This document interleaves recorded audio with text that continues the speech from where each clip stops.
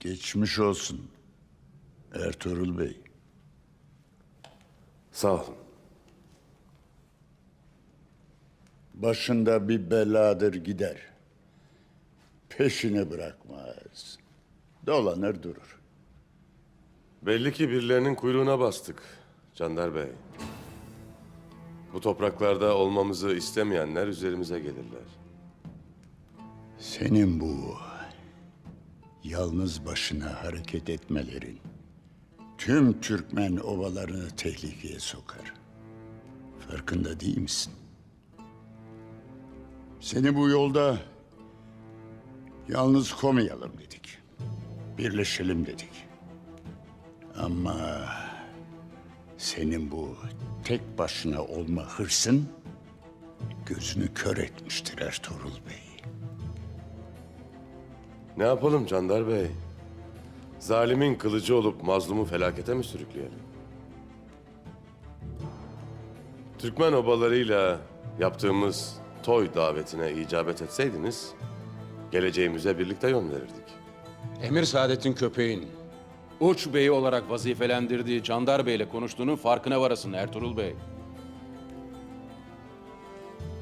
Gayrı bundan böyle nereye davet ederse sen onun huzuruna gideceksin.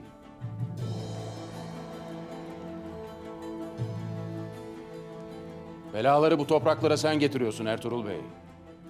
Yakında savaş çıkaracaksın. Savaş çoktan başladı Ural Bey. Ben bu savaşı başlatanları bulup bitirmek niyetindeyim.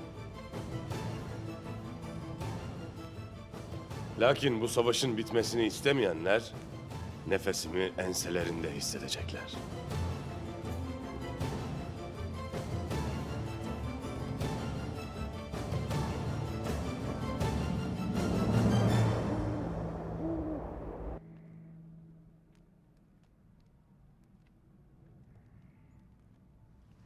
Kan yok.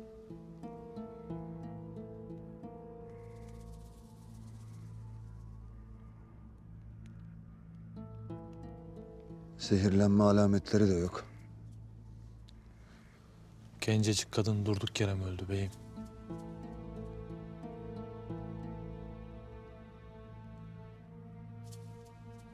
Başının arkasına darbe almış Kutluca. Lakin bu darbeyle ölmesi mümkün değil.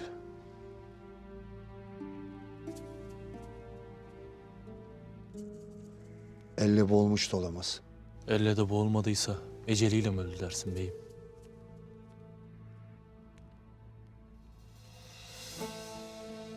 Yüzü şişmiş. Teni mosmor olmuş. Eti kas katı kesilmiş. O alametler bu kadar çabuk olmaz Kutluca. Hava soğuk. Lakin çürüme çok çabuk başlamış. Kandili var Kutluca. Yaklaştır.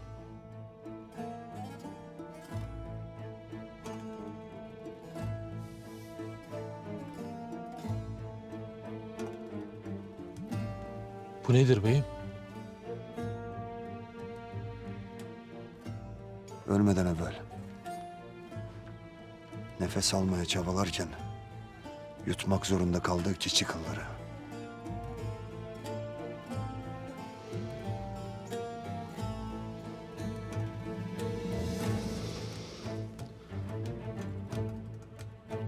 Bu hatun eceliyle ölmemiş Kutluca. Ölmemiş. O vakit Aliyar! Ne yaptığını sanırsın sen? Ölü bir kadının çadırında ne işin vardır? Herkes bunun günah olduğunu söyler. Allah rahmet eylesin yenge. Uykusunda, huzur içinde ölmüş Aybüke Hatun.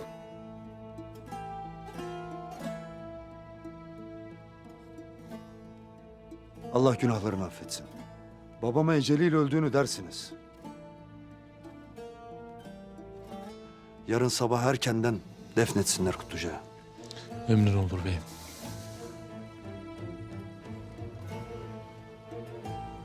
Müsaadenle yenge.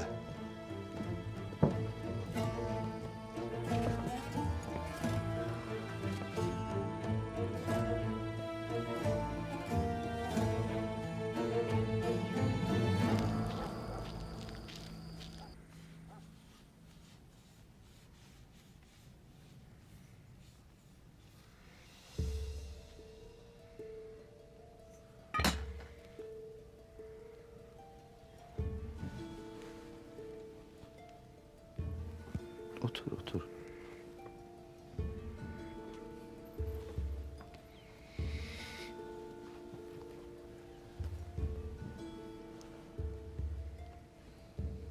Senden af dilemeye geldim Aslan. Emir Hazretleri ben Yüreğinden kopup gelen sözleri tekrar tekrar düşündüm. Hatırıma çocukken obamdan nasıl koparıldığım geldi. Anamdan, babamdan, kardeşlerimden, sevdiklerimden nasıl ayrı düştüm, nasıl sultanın sarayına hizmet etmek için götürüldü. Ah.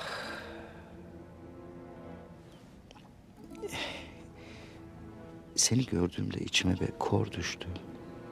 Belki onun büyüsüne kapıldım. Belki o yüzden böyle bir teklifi yapmaya cüret ettim. Lakin o masum tertemiz sözlerini duyunca çocukken yaşadığım kedere seni de sürükleyebileceğimi idrak ettim. Seni tahayyülü imkansız böyle bir hale düşürdüğüm için. Beni affet. yalvarırım Emir Hazretleri. Böyle konuşmayın. Sizin gibi biri karşısında hangi kızın yüreği çarpmaz ki? Benim gibi zavallı bir kızdan af dilemeniz olacak şey midir? Sana ne kızarım ne de gönül koyarım. Bizim meşreptekiler aşka aşıktır. Ne mutlu bize ki içimizdeki o zahiri aşkı bize bir ayna gibi aksettiren gül cemalini görmüşlüğümüz oldu. Sırf bu yüzden sana bir ömür minnettarım. Yüreğinin temizliğiyle, samimiyetinle bana yeniden hayat buldurdun. Hem de acım bu kadar tazeyken. Böyle şeylere bir ömürde bir defa rastlanır. Daha fazlasına da hakkım yok. Bilirim. O tertemiz yüreğinden çıkacak karar her ne olursa olsun kabulümdür. Makbulümdür. Bunu böyle bilesin istedim.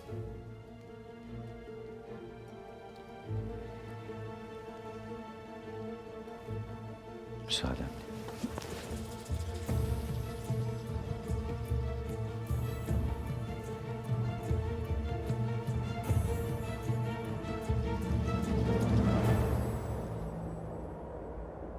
Kendi evimizde kendi misafirimizi koruyamadık. Bunca kazandığımız zaferi yerle yeksan ettik. Gayrı bu hadiseyi ömrümüz boyunca unutmayacağız. Anlaşıldı mı?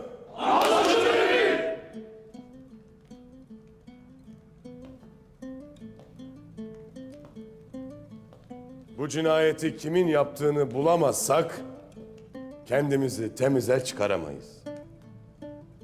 Nasıl bir yol izleyeceğiz beyim? Evvela durum tespiti yapacağız Turgut. Biz Tekfur'u ziyarete gittiğimiz vakit Tekfur'un kızı saldırıya uğradı. Bu saldırıyı yapanlar Tekfur'la bizim karşı karşıya gelmemizi isterler. Ve dahi bizi yok etmek niyetindeler. Bunu Ural'la Saadettin Köpek'ten başkası yapmaz beyim. Göreceksiniz. Bu işin altından yine onlar çıkacak. Ben de onlardan şüphe ederim beyim. Gayrı onlara iyi bir ders vermenin vakti gelmiştir. Elimizde bir delil olması gerekir Artuk Bey. Aksi takdirde bir zan üzerine iki obanın savaşması bizi zor durumda bırakır. Üstelik sultanın bize olan muhabbetine de ihanet etmiş oluruz. Beyim, sana söz veriyorum. O soysuzların katil olduğunu ispatlayacağım. Suikastçıyı bulursak bütün düğümleri çözeriz beyim.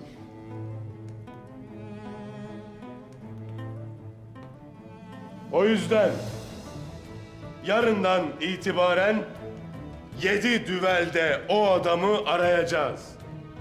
Tüm dağ taş, her yer karış karış aranacak.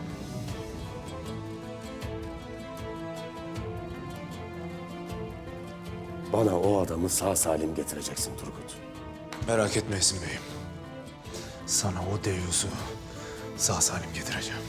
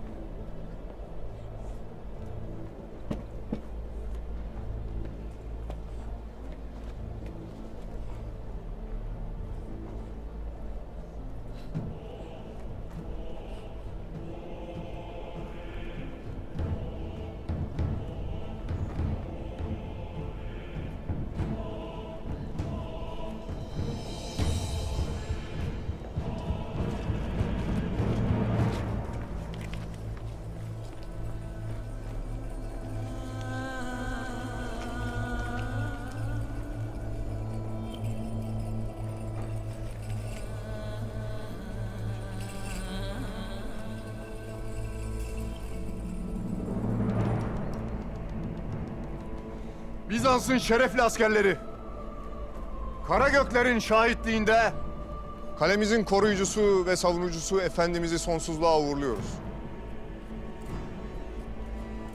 Yüce İsa, doğudan gelip ona sonsuz hayatı verene dek nekropolünde huzurla uyuyacak.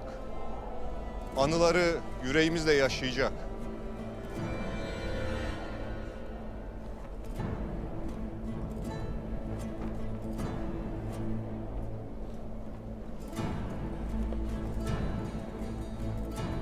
Aziz Efendimizin Bizans için yaptıkları her şeyi evlatlarınıza anlatın. Bilsinler. Bilsinler ki o kalemizi savunurken can verdi. Bilsinler ki o Bizans'ın gücünü ve adaletini yayarken Yüce İsa'nın izinde ve Tanrımızın himayesinde huzura erdi. Ruhun ebediyen bizimle birlikte kalemizde olacak. Evlatlarının intikamını alacak.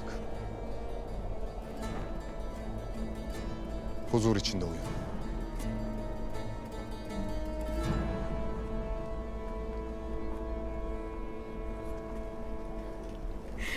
Babam kalbimde yaşayacaksın. Yaptıkların için sana minnettarım baba. Tanrı senin sonsuz hayatla şereflendirsin aziz babam. Sana söz veriyorum. Sana bunu yapanları bulacağım.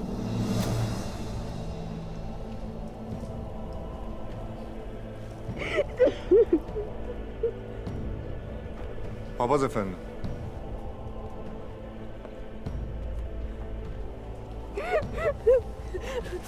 Askerler.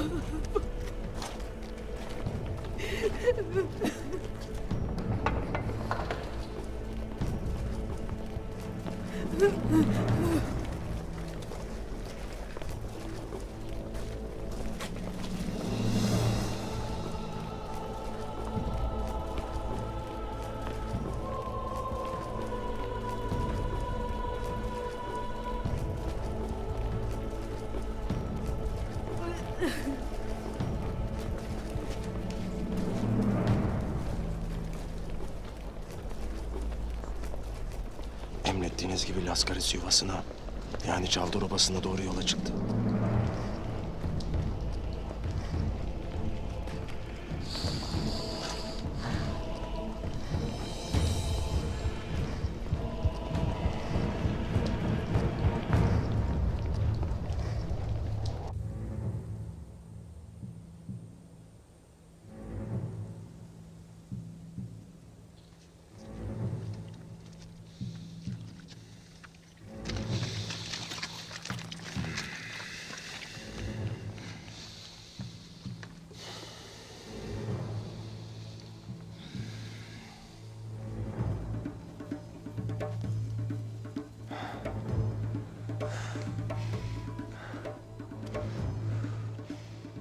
Bize pusu attıkları yer uzak değil Turgut Alp. O çakalın ini burada bir yerlerde olmalı.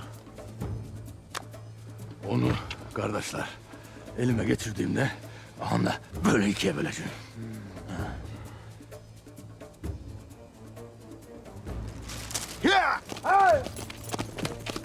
Kardeş, anda bu kaçan aradığımız it değil midir?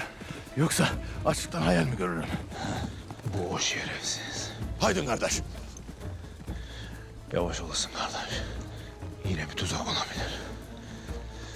Bu defa pusu atan biz olacağız. Takip edip yular kimin elindeymiş öğreneceğiz. Öğrenelim kardeş, öğrenelim. Haydi. Yapma.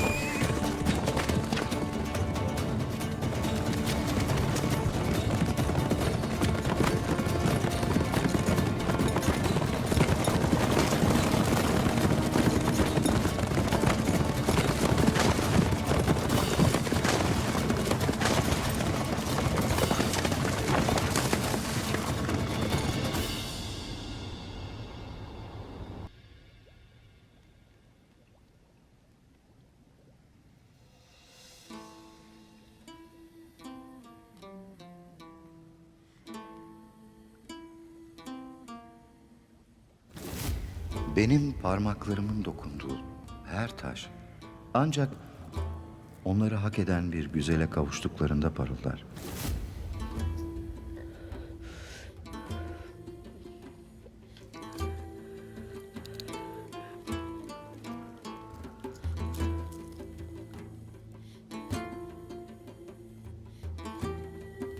Ertuğrul Bey teklifimizi reddetmiştir. Bu evlilik mevzu kapanmıştır. Erimden de, benden de uzak dur derim. Başka bir şey istemem.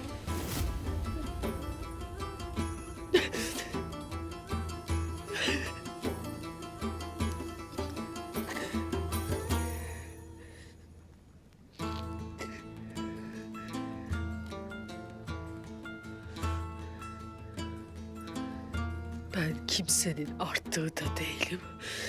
Yamağı da.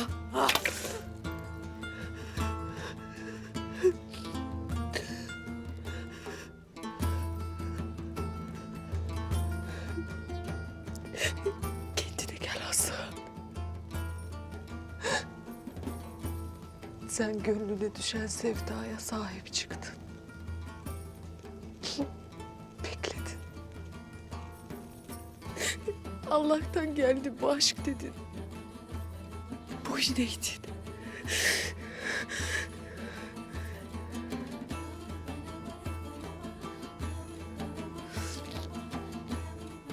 Lakin gayrı karşılığı yoktur. Gayrı sana gönlünü kapatanların eşinde sızlanmayasın.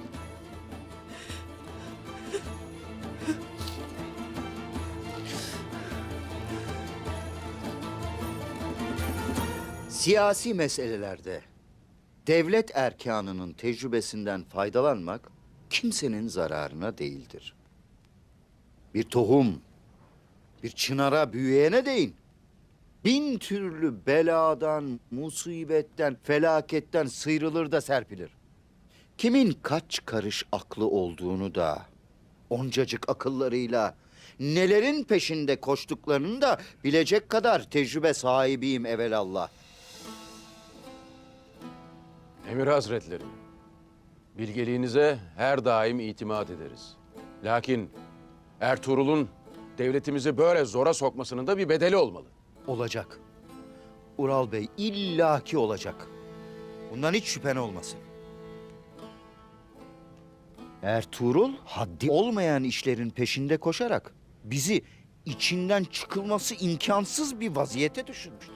Hem de defaatle uyarmamıza rağmen. Tekfur'u Ertuğrul Bey öldürmüş gibi konuşursunuz Emir Hazretleri. Allah esirgesin. Otağımızda başınıza bir hal gelse, bunun sorumlusu biz mi olacağız? Sen ne dersin bre? Bu ne münasebetsiz bir laftır Aliyar.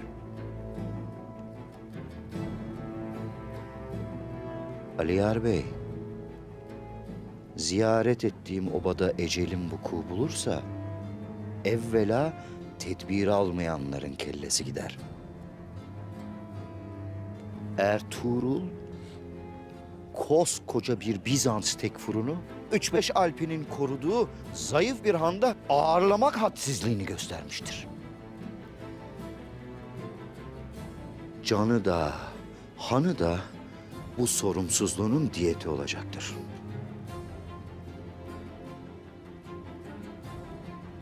Bu ne demektir Emir Hazretleri? Selçuklu Devleti adına Hanlı Pazar'a el koyacağım.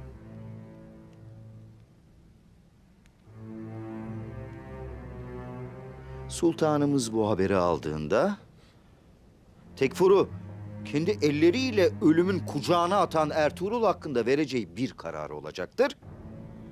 O da ölüm fermanıdır. İnşallah yaptıklarının bedelini ödeyecek.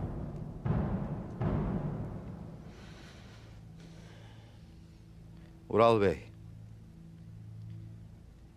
beni burada tutacak bir sebep kalmamıştır. Şimdi evvela hanı Ertuğrul'un elinden alacağım. Sonra da başımıza açtığı belayla uğraşacağım inşallah. Emir Hazretleri, birkaç gün daha misafirimiz olaydınız. Hayırlı işimizi tamamına erdirirdik. Hayırlı işin vakti söz ağızdan çıktığındadır Candar Bey. İmdiye dek tamamına ermediyse belki de hayır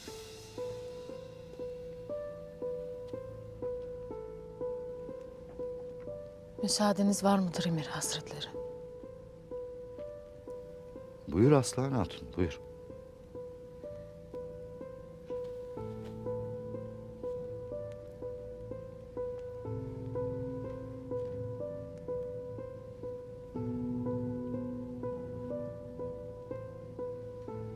Emir Hazretleri, evvela teklifinizden şeref duyduğumu bilesiniz.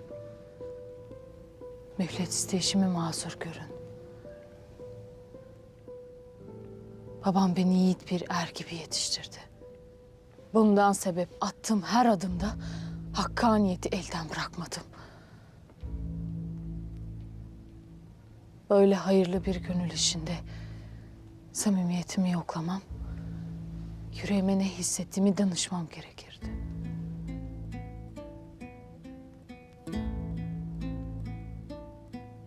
Hasılı, size gönülden bağlı olacağımı ve ömrümü yolunuza adayacağımı bilmenizi isterim.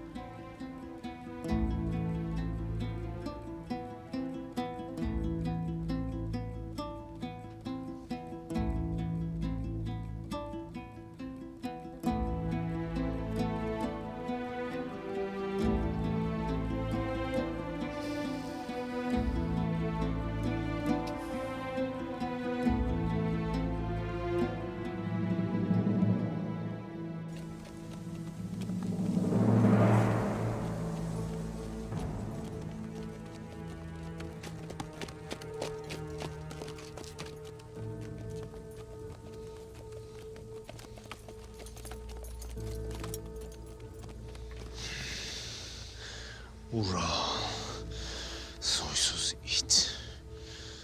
Senden başka kim olacaktı? Kardeş sen beni bırakasın. Bırakasın da bu itin de sahibi Ural soysuzun da kellesini alıp geleyim. Evvela bu haberi beyimize yetiştirmemiz gerek. Beyimiz ederse bir ucundan sen, bir ucundan ben kesmeye başlarız evelallah. Başlayalım kardeş. Hadi gidiyoruz.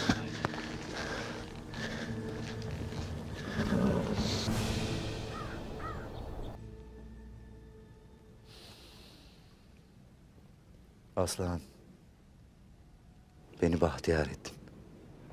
Bunu bilesin. Candar Bey, bu izdivaçta birden çok hayır vardır.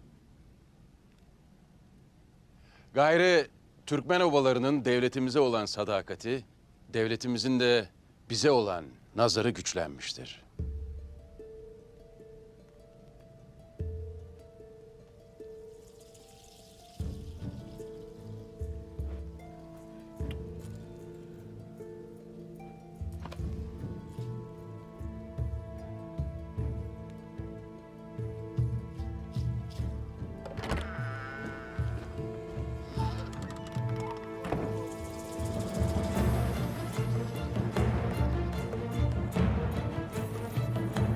Batuhan. Tuhan.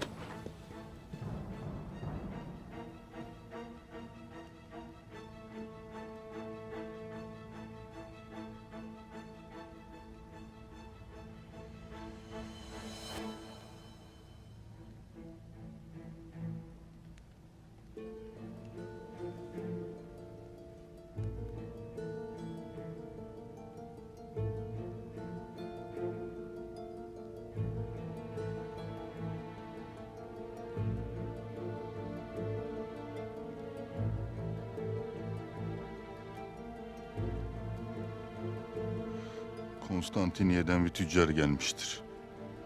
Sizi görmek ister, önemliymiş. Var git çadırı al. Geleceğimi söyle.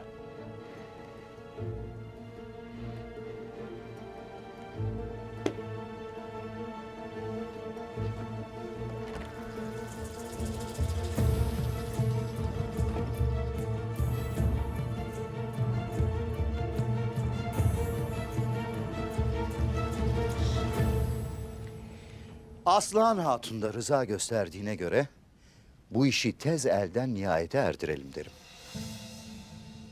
Hanlı Pazar'ın idaresini ele geçirdikten sonra sözümüzü kesmek isterim. Elbette Emir Hazretleri. Siz nasıl buyurursanız öyle olacaktır. Hala o vakit ardı ardına gelen hayırlı haberlerin hürmetine koçlar kurban edilsin. Emir Saadettin Köpeğin sözüdür. Obanıza da devletimize de yaraşır bir merasim olacak.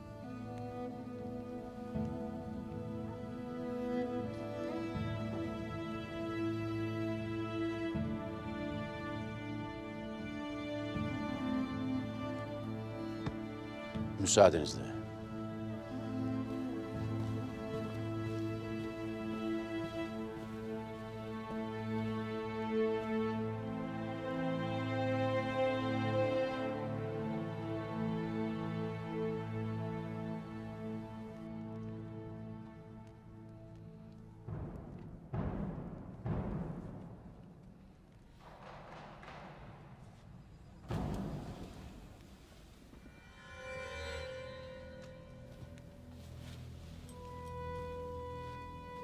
Obamıza hoş geldiniz. Hoş bulduk Ural Bey. Evvela kendimi tanıtayım. Ben imparatorun bizzat görevlendirdiği Konstantiniye'nin doğusundaki ticaret yollarından sorumlu tüccar Laskaris'im. Size imparatorun selamını ve değerli hediyelerini getirdim.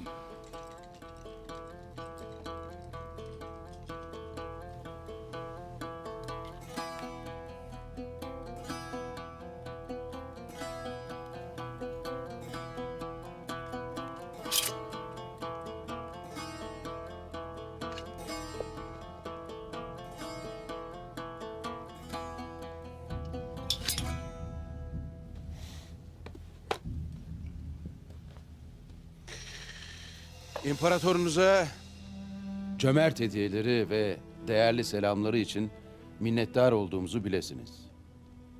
Sizi obamızda ağırlamak bizim için şereftir. Lakin daha önceden haberimiz olaydı, hazırlık yapar karşılardık sizi. Malum, güvenlik sebeplerinden dolayı geleceğimi saklamak zorundaydım. Çok haklısınız. Civarda eşkıyalar ve çakallar kol gezmekte. İmparatorunuzun teklifi nedir? İmparator ticaret yollarını daima geniş tutmak ister. Bu civarında en büyük obası Çavdarlardır. Bundan sebep sizinle işbirliği yapıp ticaretimizi büyütmek isteriz. Muhakkak öyledir. İmparatorun emriyle gelen bir tüccarın başımın üstünde yeri vardır. Bilmenizi isterim ki çok doğru bir adım attınız. Evvela iyice bir dinlenin. Akabinde sizi babamla tanıştırmak isterim. Elbette Ural Bey. Candar Bey'le tanışmayı ben de çok isterim. Fakat Ural Bey, bir mesele daha vardır. Nedir? İmparator cebren ele geçirdiği pazarda İslami bir düzen kurmaya çalışan Ertuğrul Bey'in faaliyetlerinden hiç memnun değildir. Faizin kaldırılması, köle ticaretini bitirmesi kabul edilemez. Bunlar Ertuğrul Bey'in ticarette mahir olmadığını gösterir. Eğer siz de... Siz hiç merak etmeyin Tüccar Laskaris. Ertuğrul Bey pazarını da, Sultan Alaaddin'in desteğini de, ahalinin güvenini de kaybetmiştir. Hiçbir siyasi ve ticari hükmü kalmamıştır. Bana gelince, ben imdiye kadar düzenimi nasıl devam ettirdiysem, bundan sonra da öyle devam edecektir. Her şeyin bir kuralı vardır, öyle değil mi? Ticaretin kuralları da bunca senedir bu şekilde işlediğine göre bundan sonra da böyle gidecektir. Güvenlik meselesine gelince, buralar benden sorulur. Civardaki eşkıyalar da, çakallar da Ural Bey'e karışılmayacağını bilir. Siz hiç merak etmeyin Tüccar Laskaris. Güzel işler yapacağız sizinle. Batuhan! Tüccar Laskaris'i en iyi şekilde ağırlayın. Misafir çadırına alın. Yatak, döşek ne eksiği varsa giderilsin. Kendileri bizim baş misafirimizdir.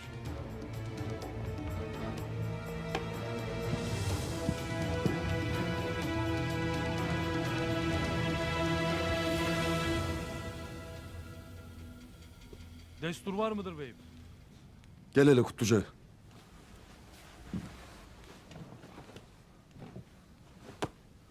Buyur beyim, beni emretmişsin. Sana her daim güvendiğimi bilirsin Kutluca. Bilirim beyim. Ne yazık ki obamda güvenecek başka kimsem yok. Bir sana güvenirim. Bir de Yüce Allah'ıma. Herkes çıkarları uğruna hakkı, adaleti çiğnemekte. Ortada dönen oyunları bulmak yerine o oyunların bir parçası olmaya çabalamakta. Lakin ben son nefesime kadar sırat-ı müstakimde kalacağıma yemin ettim Kutluca. Eyvallah beyim. Benim gibi doğru yolda yürümeye and içmiş yiğitleri koruyup kollamak bizim boynumuzun borcudur Kutluca. Ucunda beyine ihanet etmek olsa bile. Ertuğrul Bey, doğru yolda yürüyen yiğit biridir Kutluca. Ardında dönen oyunları bilmezse tuzağa düşecek. Sen İmdoğan'a gidip köpeğin hanı almaya geleceğini söyleyeceksin. Beyim, ben Canlar Bey'e söz verdim. Sen sözünü ervah-ı alemde Allah'a verdin Kutluca. Hepimiz gibi galü bela dedin. İmdi sözünü tut. Hak yolunda koşan Ertuğrul'a yardım et.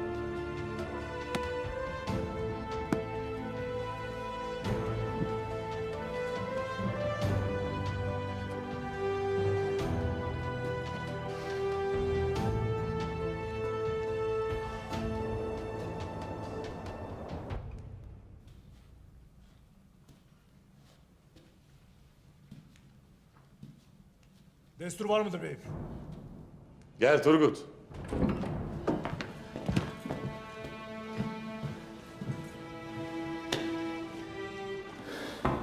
Kefer'in izini bulduk beyim. Nerededir şimdi? Çavdar Obası'ndadır. Sen ne dersin Turgut? Takip ettik. Çavdar Obası'na girdi.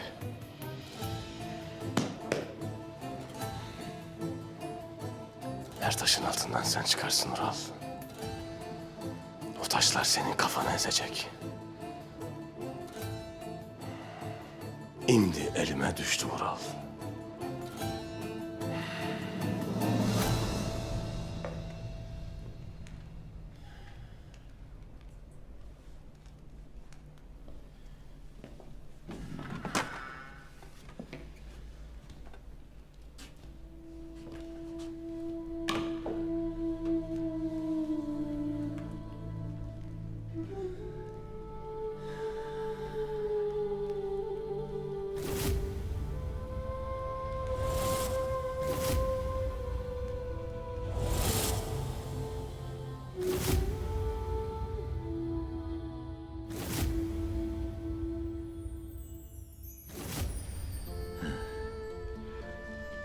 Ah Helena.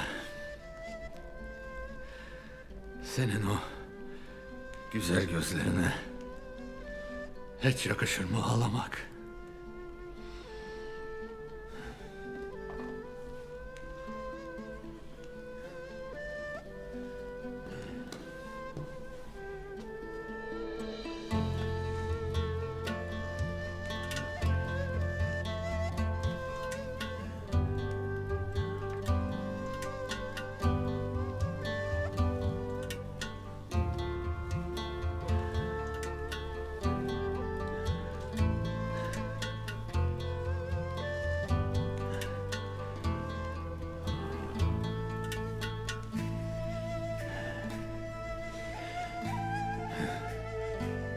Ne edersin? İyice kaptırdın kendini. O koca Tekfur kızıdır. Güzeller güzeli prensestir.